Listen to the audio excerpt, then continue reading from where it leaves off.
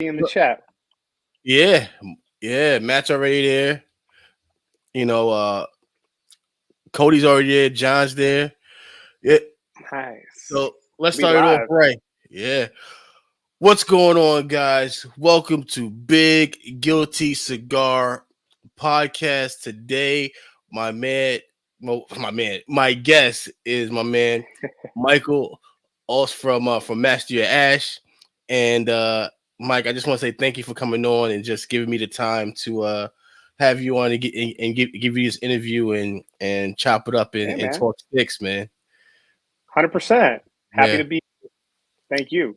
Nah, no problem, no problem. So I guess we can start off with what we're smoking today to start off the show. Mm-hmm. So Mm-hmm. If you want me to go first, man, I am yeah, smoking the SP 1014 Black in Churchill. nice. And I am smoking the new Encore Black. There you go. Yeah. So actually, I we just got these in today. What is the difference with the Encore Black over the standard Encore? Uh, I believe this one is it's a different wrapper, definitely different wrapper. Okay. Um, as far as it's been a little bit since I smoked the Encore because my favorite, like the Encore, is probably like my last favorite to go to out of the trifecta. So Mm-hmm. it's so for me, it's the La Historia, then the Pledge, then the Encore. I think I would agree 100% with that assessment. Which Yeah. Historia is your favorite Historia? I like Toro. I mean the Toro. Okay. The Toro. Yo, I'm over here losing my words and all that, man. That's Oh, all right, man. yeah. So light these bad boys up. So, you know, I think I'm gonna start like normally I would go into other stuff, but today I want to go into your origin story because every villain has an origin story. Every superhero has an origin story. So, what is your origin story when it comes to cigars? Well, let's see, man. I was born on Cigar Krypton, and from the time, what's up, Space City? Yeah. Um, so let's see. I was born in New Jersey, raised in Vegas. So Okay. What part of Jersey? I was born in Rahway and raised in Okay. Middletown. Okay. Right. Yep. Yeah. So my parents met at Bloomfield High School. This is a story that I've shared with Sanj. Yeah. Wow. Um, and I think one of the reasons why we connected early, right? Because a lot of people, and I'll get into the backstory about the whole entire Sanj connection and everything like that. But part of the reason why I feel so connected to Sanj and the smoke shop, right, is because my parents graduated Bloomfield High. That's where Yeah. they met. They didn't go to college. Yeah. I was the first one in my immediate family to go, but my dad was a foreman at General Motors in Newark, Okay. out in Linden, Okay. right? Yeah. So he was a very young foreman in his. Whoops, that's camera connection. Uh, That's weird. You can still hear me, right? yeah, I can still hear you perfectly. All right. Let me see what's going on here. Alrighty. That's a first. Yeah. Yeah. How do we lose It's all camera? right. Right. Weird. Alrighty. So my dad was Jersey, the place to be. What up, EKB? Yeah. Yeah. So he was a young foreman at General Motors, and he was tired of the rat race in New Jersey. Essentially, he wanted something different. So he had an opportunity to either go to, I think it was Missouri or Mississippi. I always get the story mixed up, and help open up a new GM owned plant out there, or go to Vegas. And he opted for the bright lights and you know, Yeah. the Mm-hmm. Vegas lifestyle. Vegas Exactly. was Vegas was like, being it was being put out as a place for you to bring your family in the 90s with the Mm-hmm. Excalibur, the Luxor, the MGM Grand, all those new casinos that were themed and were including things like facilities for kids to hang out, different things like that. So essentially, We moved out here in 1989, 1990 or so, and I've been here ever since. Okay. Basically, the immediate family moved out here, followed us shortly thereafter, and yeah, I didn't get to grow up with all of my relatives, but for the most part, like uncles, aunts, grandparents, everybody who loved gambling, Yeah. they Came out. Yeah. eventually, Exactly. yeah. Exactly. Moving into like the origin story of cigars for me. So when I did attend the university out here, UNLV, go Rebels, Yeah. I was working over at Best Buy at the time, and I would throw these parties because my work was basically my fraternity. So Okay. all the people, we would get together and we would do like house parties like everybody else does with your Mm-hmm. coworkers and whatnot, or you'd hit like, we have PT's Pub out here, but there's like a lot of gaming taverns in Las Vegas on like pretty much every corner, Yeah. where you know how like in a town like Jersey, you'll probably have like a couple of local bars, and like, oh, Friday night, this is Latin night, Saturday Yep. night, this is this night, so on and so forth. You don't have any of that shit in Vegas, at least not when I was growing up in the early 2000s. There were maybe like there was maybe like one or two spots that had like themed nights that they had Yeah. brought over from other cities. But most of what Las Vegas had and still has a lot of are like gaming taverns where Yeah. there's like 20 slot machines and it's a bar and you just go there and hang out as locals, right? Hmm. So I got tired of the house parties. I got tired of the gaming taverns. And I was like, you know what? Here's what I'm going to do. We have more hotel rooms in Las Vegas than any city on the planet. Mm-hmm. Let's just rent a room, a badass suite, Yep. and let's throw a party. And it was like, I would do it around Halloween themed parties, different, different, I guess you could say like holidays that weren't really celebrated as adults as much. And just invite all my coworkers and their friends. And I remember leaving the Mirage party once, and one of the guys who was a bit older that I worked with, he was like, "Hey man, have you ever had a cigar?" And I had had Swisher Sweets, I had had Black and Milds, I had Mm-hmm. had Oh a couple of man. things at the time, right? Yeah. But not a true cigar. So we go down to the gift shop at the Mirage. He grabs me a Romeo y Julieta in Tubo, and we just sit there. When you're the host of the party, it's like getting through the party and all the anxiety and the stress, trying to make sure the cops don't freak out, Yeah. people don't get in trouble, nothing breaks in the hotel room, nobody pukes, so on and so forth. That was once you got done with the party, it was like you finally got to take a breath of fresh air. It was a success. Everybody had fun. Nobody got hurt. Mm-hmm. It's the big part. That's the big part, right? You're Mm-hmm. looking at, especially at the very end, because that's when like everybody needs to make sure you get home safe, that nobody's being messed with, because they might be inebriated, nobody's being taken advantage of in any way, shape, or form, right? So like Yeah. when all that's done and you get to finally relax, for him to hand me that cigar, it was a very like pivotal moment for me. Mm-hmm. And It's I a stress remember reliever. smoking it. What was that? A stress reliever. Mm-hmm. Yeah, I remember smoking that, man, and it was like a completely different experience. What up, Enzo? Yep. What up, Pete? Golden Knights loaded up. Yeah, they made some moves at the trade deadline, bro. They're Mm-hmm. coming. But anyway, so after that, like the following couple of days later, I was like, all right, where's the closest local cigar shop that I can go to and get some more of these bad boys? Mm-hmm.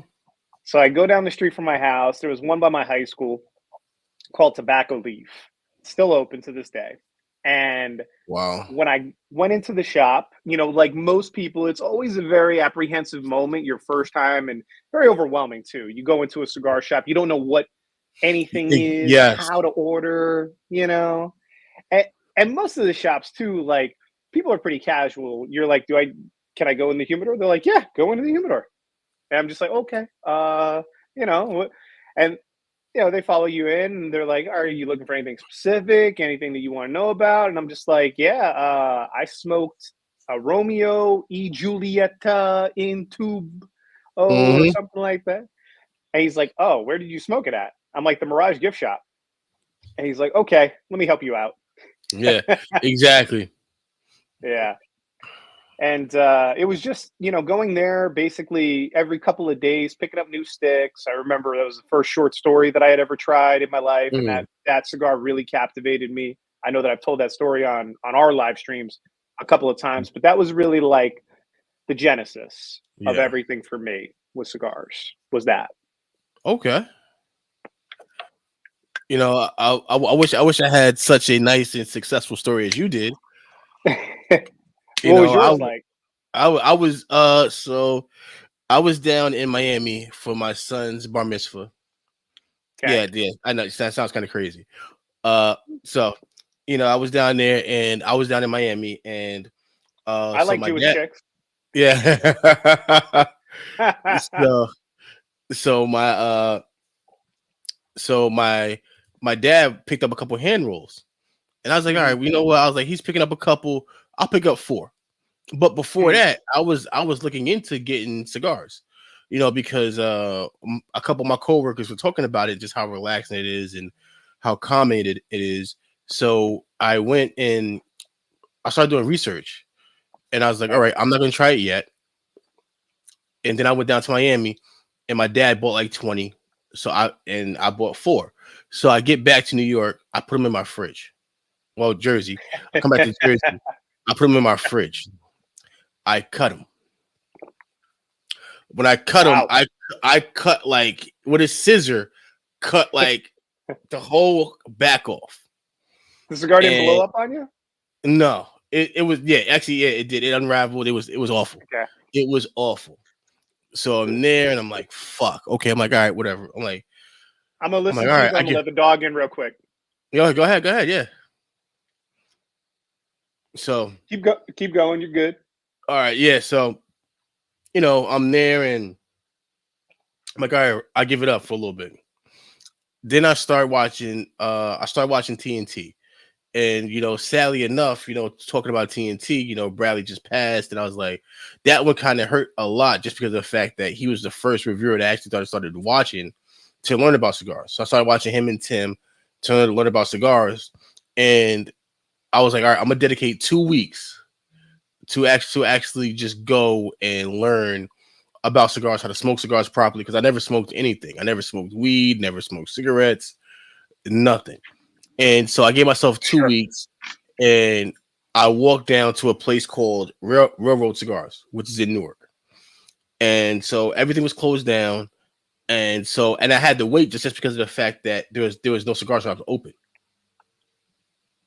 So everything was closed. And then I saw on Instagram, they're like, oh, we're open, but for just walk-in only. So I pull up and I walk in, and the first cigars that I picked up was a Isa Soul from Jewish State, Hmm. a a oh man, why is it a leaf by Oscar, and Okay. one of the house blends. And I fell in love with the Isa Soul, with the Isa de la Sola.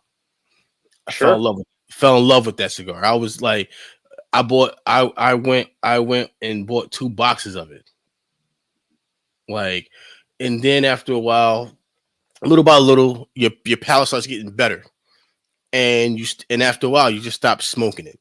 But at the same time, you go through that phase of smoking those shitty cigars where Hmm. you're going on a certain website and you're getting like 100 cigars for $150. Sure. You're winning, and and I'm just like, oh man, like, not knowing that these cigars are bad cigars. I'm just smoking. I'm thinking these things are amazing and they're good, and it was a total learning experience until I went and I got with Sanj, and I probably Hmm. got with Sanj like a year after I started smoking cigars. And then from there, the master really took he. I don't know why, but he took a liking to me. I don't know why. Right. First time Right. I met him, he actually the first time I met him, I would be there for 3 hours talking to him every Hmm. Saturday. I would load up on McDonald's, and then I would walk right to the cigar shop every Saturday Right. like clockwork. And then from there, he would just school me and teach me, and then from there, it was just, you know, 600 cigars later, here I am now, and Mhm.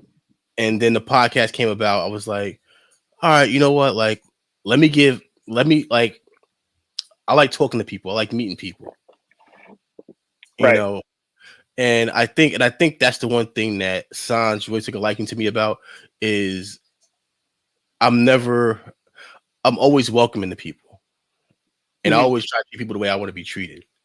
So, I think after a while he really, took me under his wing because of my love for cigars, and just, he goes, the one thing I like about you is that you take care of your family, and you're a good person.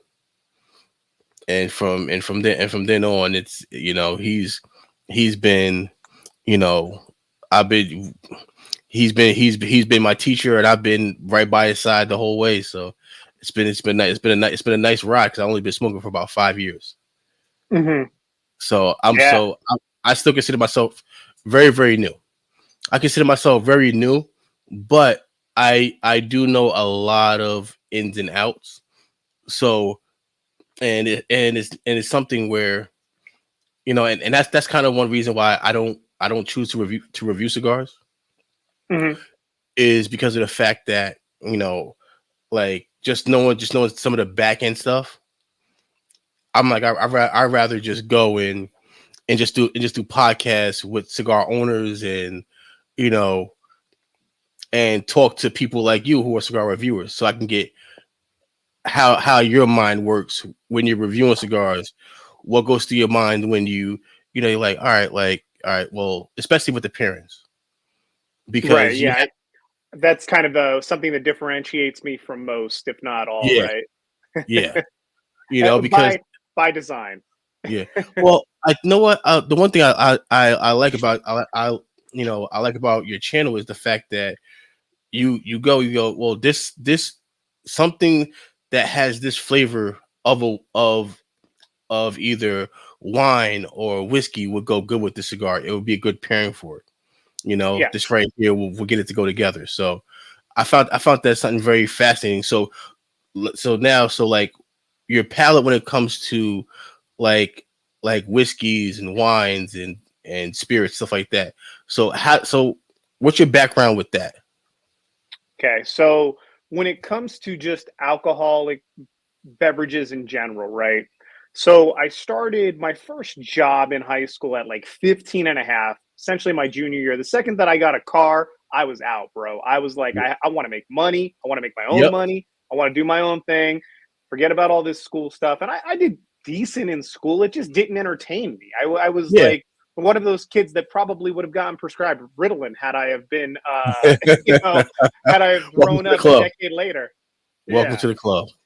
Yeah, man. So like I just I never really like had a huge participation in academics, so to speak, but I wanted to work, I wanted to make money. I started out at Best Buy because I really loved electronics. I ended up going to UNLV for computer engineering because Wow. that's what I thought I wanted to do. You do, yeah. Um, lo and behold, Best Buy led me to JP Morgan Chase to work in the financial sector in Yeah. the home loans division. We didn't even have Chase banks, which are a big deal in New Jersey and New Yes, very York, big deal. but there were no Chase banks, bank branches out here in Vegas circa 2002, right? Wow. So barely 22 years ago, right? It was one of those where like I was working for a Fortune 500 company at 19 as a loan officer, didn't even Wow. realize how big of a deal it was, you Yeah. know?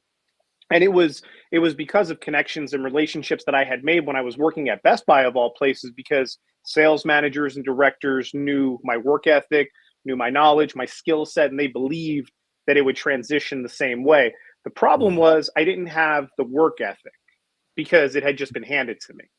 Yeah. So working in corporate America at 19 and wanting to party all day and show up late and not do the grind, so to speak, to actually move mortgages right before the 2008 housing bubble Oh, wow. was, Yeah. kind Yep. of like the Uh-huh. kiss of death, right? Yep. So that didn't last long, and it ended up being the only job that I technically ever got fired from. But Mhm. neither here nor there. After all of that, I had a couple of buddies that were working in hospitality, and my parents, who both worked in hospitality too at the time for the casinos, they didn't really want me to get involved in it. They were just like, the casinos are, they're big and they turn and burn people really quickly. Everybody's just a number. We've been doing this for a while now, and we see kind of the writing on the wall with this. My mom also, she was a small business owner for a little while when we first moved out here before my younger brother came along. He's 8 years younger than I am. So Okay. she had one nail salon in 1990 called Chippendales after the Chippendales dancers, Yeah. which was great. It did Yeah. really well. The market wasn't saturated with a ton of nail places, so she did fine. And then she sold it in 93, right before she had my brother in 94. And then she decided in 2001 that she was going to go back and open up a second kind of small business, and it just Mhm. didn't pan out the What same way happened? because 2001, everything was saturated with nail salons, right? Mhm. So for them, they didn't want me to get involved in hospitality, but I took it from the angle that I wasn't going to work in the casino. I was going to work for the hotel. Yeah. So I went to work as a bellman. I was a bellman for a little while. And then in just the exchanges between the bartenders and myself, I really found the passion for the bar, or the interest at least in the bar, in talking to them, because almost all the bartenders on the strip are union. So Yep. they've got the 401k, the benefits, the great hourly, the paid Mm. time off. And it seemed like a pretty cush gig if I just wanted to apply myself and learn. And I was Mhm. like, well, I bartended hotel parties, house parties, this, that, or the other thing. Like, I could do this. So I took a job to open up Gillies at Treasure Island, which, unbeknownst once again to me, everybody and their mother wanted to Yep. go there and work at that bar, and I didn't understand it because to me it was just like some cowboy bar from the '80s that got Yep. resurrected. Like, what's the big deal? But it was the nightlife scene for Treasure Island after Tangerine had closed and a couple of other nightclubs that they had in between. So it was a big deal in town. And they were like, "Yeah, we can start you, but you can't work behind the bar unless you're going back there to pull the trash cans and refill the Mhm. bus tubs." So, humble beginnings, but I started doing that and got to take the courses and train, which the training was a little outdated at the time. It was very still Yeah. stuck in the late '80s, early '90s, but it was decent. Um, and after about a year of just like kind of working up to becoming a bar back and doing all the trainings and all the necessary things, I got a shot to bar back at the newest hotel that was going to get ready to open up, the Cosmopolitan. Mm. And it was completely unique because it was the first time that a brand new hotel was opening up with more of an emphasis on food and beverage really than the casino floor. Mm. So, like in Vegas at the time, right? You had the Bellagio, which set like the gold standard for food and beverage.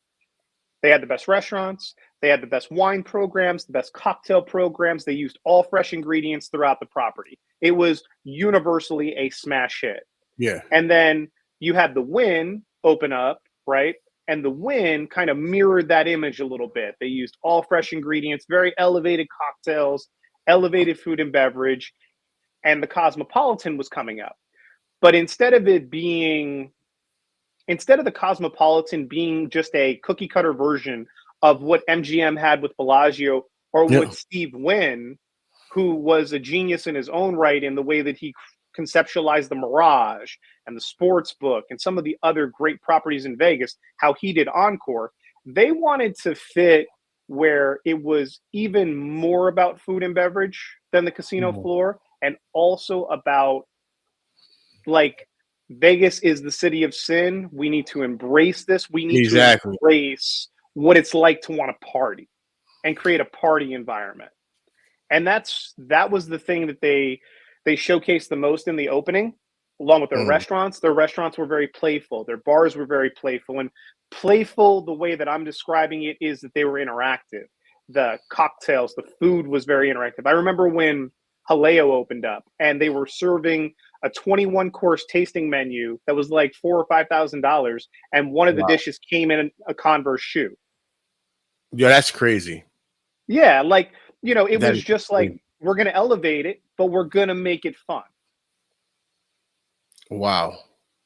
Yeah. So I got to work in this environment where everybody had to be certified as a mixologist in their certification process, from the barbacks to the bartenders. They all had to undergo basically like a almost 2-month training before the hotel even opened, Wow. separate from just the regular SOP stuff. And I was working at an outlet that was independent from the hotel. So we had our own consultant from Milk and Honey in New York City, gentleman by the Mm. name of Sam Ross, come in Yeah. and train us. Yeah. Wow. He had worked with the owner of the venue at a previous concept in right outside of LA, and it was going to be like in like West Hollywood, and it was going Yeah. to be the owner's like first concept in Las Vegas. So they had worked together. He came in from what I didn't know at the time was like one of the programs that started the revolution of cocktails in New York 10 Yeah. years before. And that was the coolest thing to me, because I remember we weren't allowed to park in the parking garage at Cosmo as it was still being constructed from the Really? inside. Yeah, and they were like, "Look, the bar tools are all delayed. Somebody has to take out the consultant and find bar tools in Las Vegas. Who here has a car in the garage? We're not going to rat you out and get your car towed. We just need somebody to take him for bar tools so that we can actually start training." And I'm Mm. like, I, I'll do it. I parked. I'll do it. I parked my car here. No Exactly. doubt. So, So I got to meet him. I got to take him out, bring him to a couple of the restaurant supply stores in Vegas, and I'm watching this dude like analyzing a spoon. Like, oh, this spoon sucks. Looking at shaking tins, like, what? Why are you guys so like? Why do you live in poverty like this, where you have no bar tools? Like, mm, because I mean, that was like the cocktail waitresses had a store next to the strip that they could go yeah. and get like equipment and tools and stuff that they Yeah. would normally use when serving cocktails. But there was no like bartender store in Las Yeah. Vegas. There was Mm. you had to order your stuff online. That's just the way that it went, especially if you Yeah. wanted quality stuff. So yeah, I just like you did with Sanj, I absorbed everything like a sponge. And one of the big things that he told me then that I'll tell you now is that it's far easier in cigars, right, to find a great teacher and to learn how to not have bad habits. Because that Yep. was his thing with me. He's like, look, I have all these bartenders, and it's hard for me to get through to them because they've been doing this shit for 5, 10 years, and they have a whole bunch of bad habits. The way that they stir drinks, the way that they shake Yep. drinks, the way that they even pour drinks are bad techniques. They have Yep. bad habits. You don't, because nobody's ever given you that opportunity. So you will actually pick up things much faster if you start tasting and analyzing and learning as much as you possibly can. And that really stuck with me, because Mm. I said, I really want to do whatever I can to be a bartender in Las Vegas and to be a very good one and to work at this high level. And that's really key, is having the right mentor, and having a mentor that wants a mentee, having somebody who wants to teach, right? Mm. Because there were a lot of union people that had a ton of experience that I had worked with on the strip, at Yep. Gillies, at Treasure Island, at other bars here and there on my way to the Cosmo. But the thing was that nobody wanted to teach anybody. They wanted to keep that to Yeah. Give me a themselves so that they were your chest. secure. Yeah. Yeah, they felt as though somebody was trying to steal their money down the road, you know? And Mm. it's always something that I'm very passionate about when it comes to talking about bar service in the, what would eventually be my career pursuit, right? What am I drinking tonight? Nothing just yet, but Diet Mhm. Dr. Pepper, coffee, and water. As I get a little bit further down this Churchill, you know, Decide on it. I'll decide on it. But anyway, so long story short, right? I start to really get involved in the network of people. The United States Bartenders Guild offered a lot of certifications, a lot of classes, and a lot of competitions. And Mm. some of the other bars that I would eventually work at, people would be like, your cocktails are really good, but you need to like start uh seeing how good they are against other people. Like make a comparison and try your stuff out Yeah. amongst your peers. And that was when like I knew that I made good drinks to the people that came into the bar, Well, but once again, the level that people were operating on for these competitions around the city and around the country, that was a whole different experience. wow. You know? So, I work in a hotel as well. Mhm. I work for Hyatt. So I've been with Hyatt for the last 13 years. So I've seen how my restaurant, as far as the servers, now it's more of it's science. Sure. It it's science, and it's a mixture of science, art, and culinary. Agreed. So like these guys have books, and they come up with these weird drinks where they have like, well, they're not weird, but it's very interesting because they'll use yams. So we have a certain drink Mhm. now where we have yams in it, and then we'll have like other drinks where these guys would be at home and they're just like the bartenders now are it's they're turning basically into blenders because they're always experiment with new stuff to see what people will like. But at the same time, when it comes to cocktails, you don't want it too strong, but you want it something sweet because when it's sweet, people take it down a little easier. Sure. Well, but in my opinion, so like myself, like I'm an old fashioned guy all day. If you can give me a good old fashioned, you got me. Okay. But Okay. Okay. at my hotel, we like these guys, they'll have a book in their back pocket, and they'll show up 2 hours before their shift, and they're just bouncing off ideas to each other. They Yeah. go, "Oh well, why don't we add yam juice?" Yeah, dude. Some like we have one with yams, and we have one with like carrot, which is very interesting too.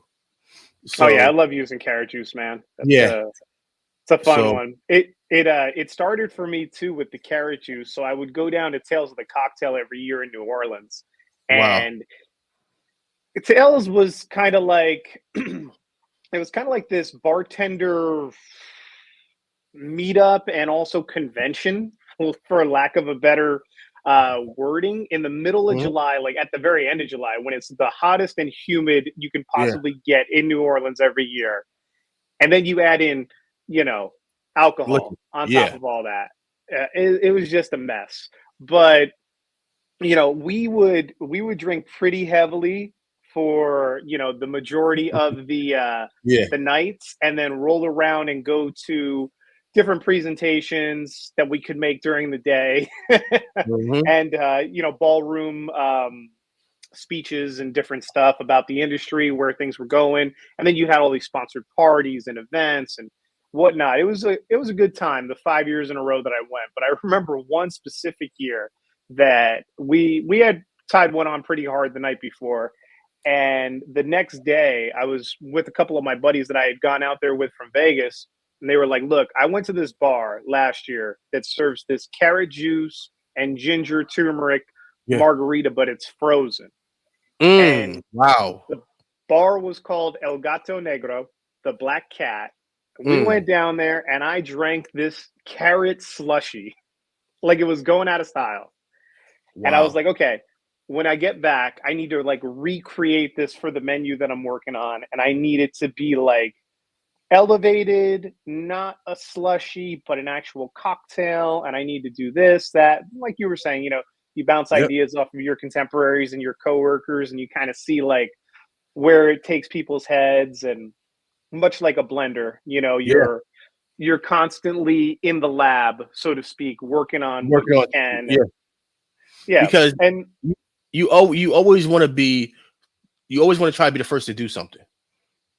sure, I mean, like I've always Or felt like the majority of like cocktails, right, they yeah. are now they have the DNA of a drink that's already kind of been invented Yeah. in some way. And that was because that was kind of how I learned cocktails specifically. Like there are the families of cocktails and then everything that's kind of an offshoot of that. So there's a great book that came out not too long ago.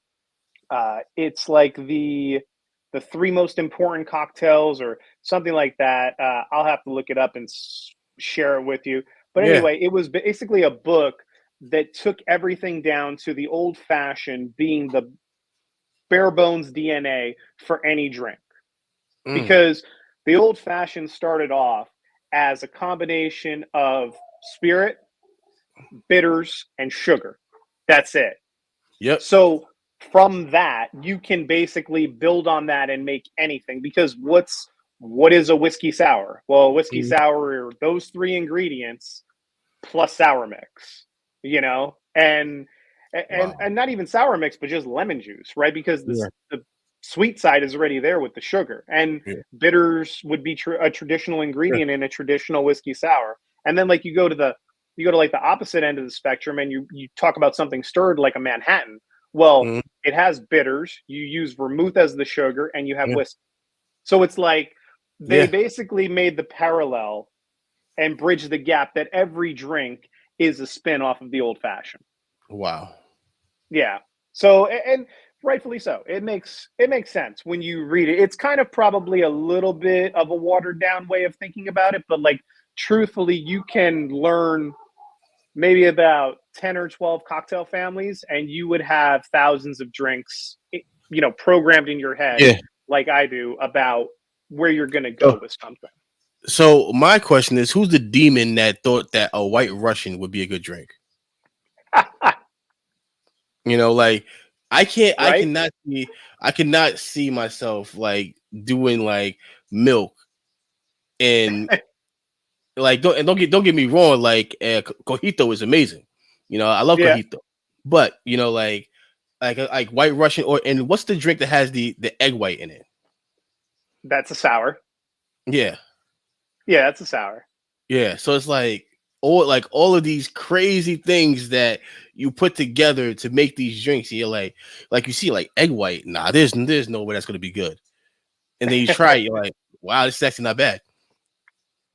Well, the egg white has an interesting story. So the egg white goes back to the origins of bartending, right? You look up Jerry Thomas, the bartender's handbook, the original kind of written text about bartending, so to speak. And there are a lot of other great books that kind of came out around the same time. The the Savoy cocktail book, bartending, and I've kind of talked about this on a live before, I believe. Bartending is a very American thing. The reason for that is because of the ice and the train systems that we built.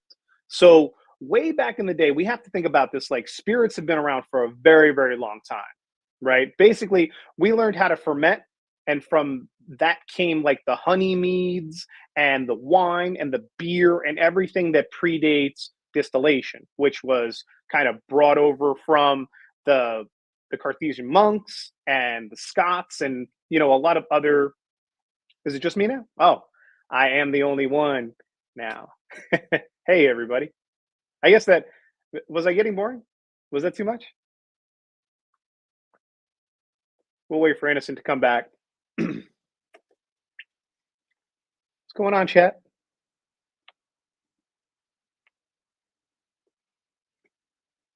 What happened to Innocent?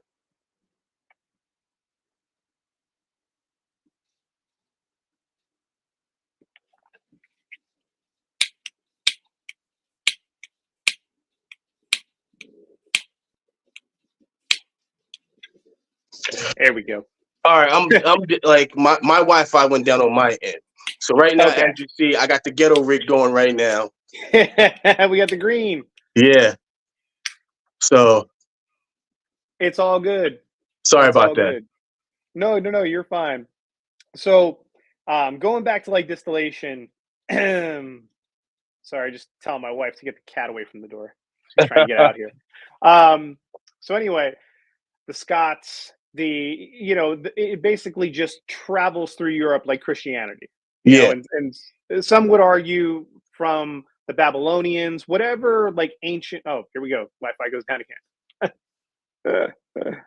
What am I smoking? So I am smoking the Assange Patel SP1014 Black in Churchill. Yeah. Sorry. Mm-hmm. Sorry. Oh, you're good. All right. You're good. So regardless of like the start of distillation, it becomes a thing because it's a way to preserve your alcohol, and it's also a way to purify water. It's a way to make sure that you're not basically drinking something that could be tainted and could spoil. And also like for medicines and different types of pharmaceutical applications too in that aspect. So that's really like the origin story, and a lot of people used it for fragrances, for medicines, all different types of aspects that distillation changed. There we go. Oh, sorry.